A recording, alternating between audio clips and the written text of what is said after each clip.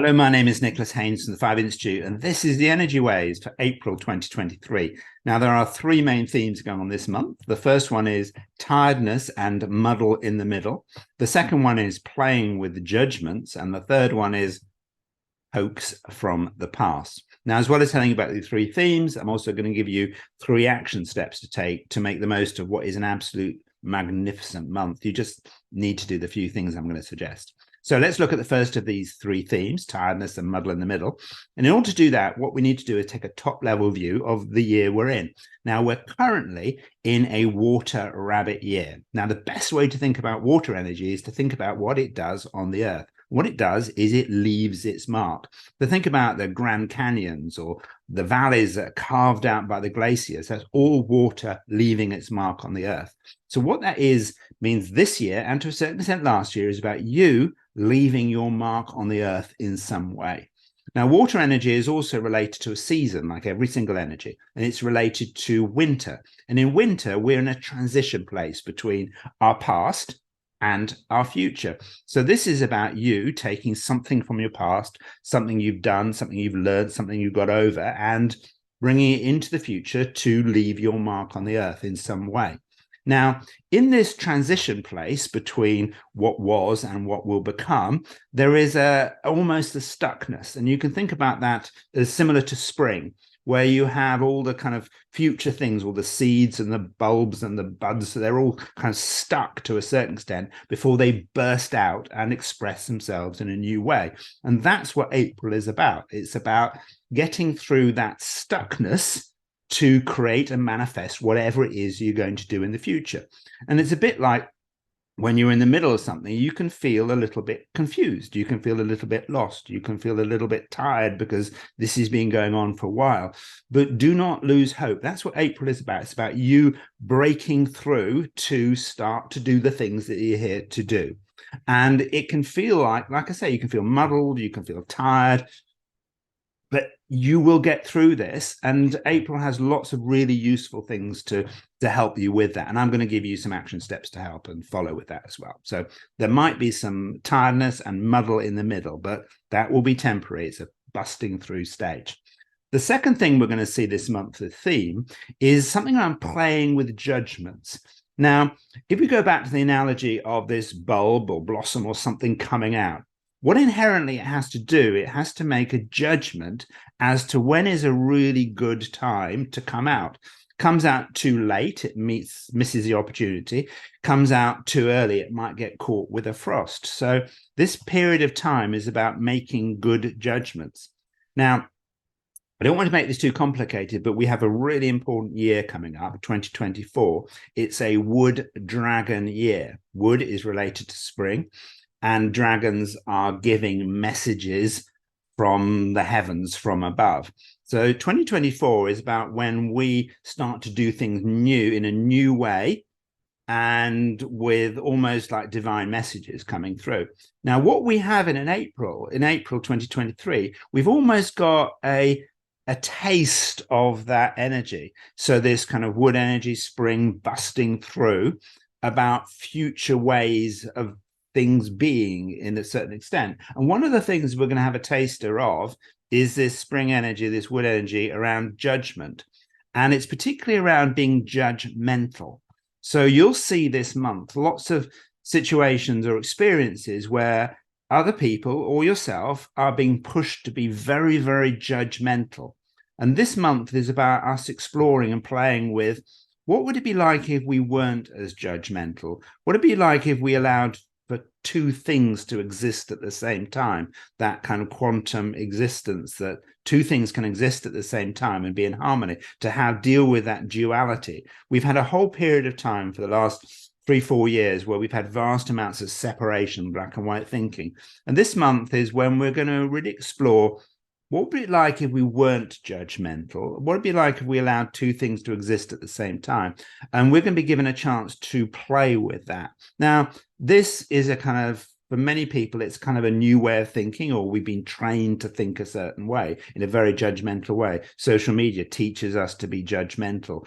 That's the message. So this is a chance for you to play with the possibility that you don't judge other people, but also equally important, and this is really important, fits with the first theme of tiredness and muddle in the middle, for you not to be judgmental of yourself about any area that you think you're not perfect about, or you're not doing this well enough, or what about this, or what will other people think of me, etc. So this is a time to get over judgment and just to play with being yourself, expressing what it is that you're here to do. And that could be something, leaving your mark on the earth could be something as simple as you learning to love yourself, or it could be helping other people, supporting other people, whatever it is that you have a sense that you're here to do. Remember, we can be a bit muddled about that at the moment. Okay.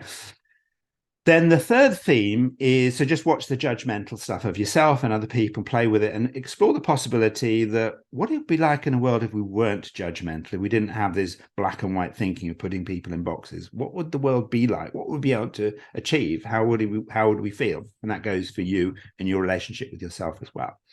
And the third theme is pokes from the past. So what you'll have this month is you'll have things coming up from your past that may well be kind of really useful to help you decide how you are going to leave your mark on the earth.